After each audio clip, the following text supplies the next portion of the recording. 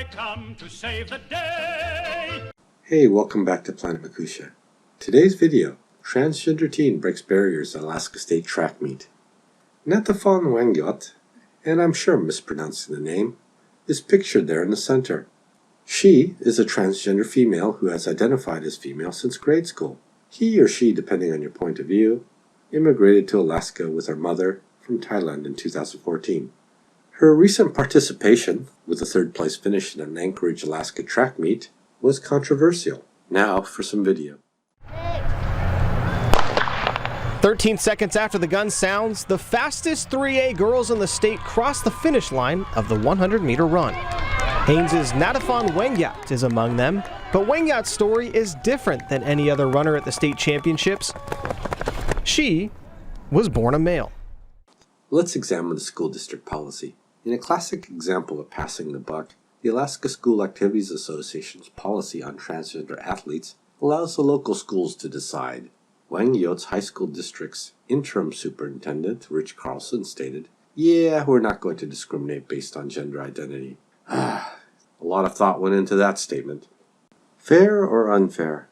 The conservative Christian group, Alaska Family Action, held a press conference and protested Wangyot's participation in the girls' track meet. They made the following statement: "It is not fair and it is not right for our female athletes, and we have a responsibility to protect our girls. The question that was not addressed is whether this is fair."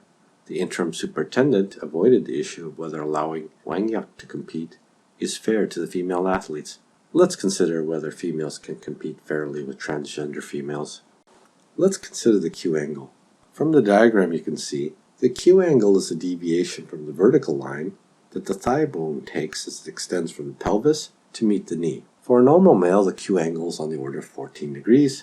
For a female, the Q angle is larger at 17 degrees. The source is provided. This smaller Q angle provides men a biomechanical advantage in running. Transgender versus transsexual. Wangyot was described as a transgender female, meaning she identifies as a woman but was born a male. If this is the case, Wangyot is biologically male and has all the advantage of male physiology in competition. This includes a higher level of testosterone. A transsexual implies surgical procedures and hormone treatments. Transgender does not. So what do the experts have to say? Women's hemoglobin, protein inside red blood cells which transport oxygen. The women's hemoglobin levels tend to be 10 to 15% lower than those of men. The more red cells, the more oxygen carrying hemoglobin is in the blood. And the more hemoglobin, the more oxygen getting to exercising muscles. Women lose blood when they menstruate, but they also do not make as many red blood cells. Testosterone increases red blood cell production. And this is from Dr. Mark Tarnopolsky, perhaps, exercise researcher at McMaster University in Canada. Couple of quotes. "A woman has a shorter Achilles tendon than a man, and this is responsible for the elastic recoil of running. And a woman has about 20% less blood in volume for the same body weight." Eric Newsholm, Keep on Running, John Wiley & Sons, 1994. Second quote, "Even the leanest women, like elite marathon runners, have a body fat measurement that is around 8% compared with 4% for elite male marathoners." Hirofumi Tanaka, exercise researcher, University of Texas.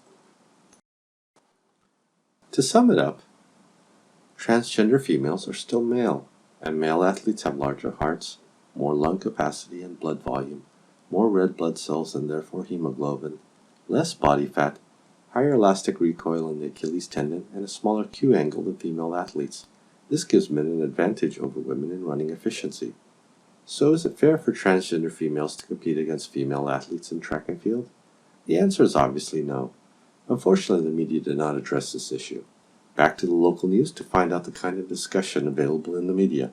That's it from Planet Makusha.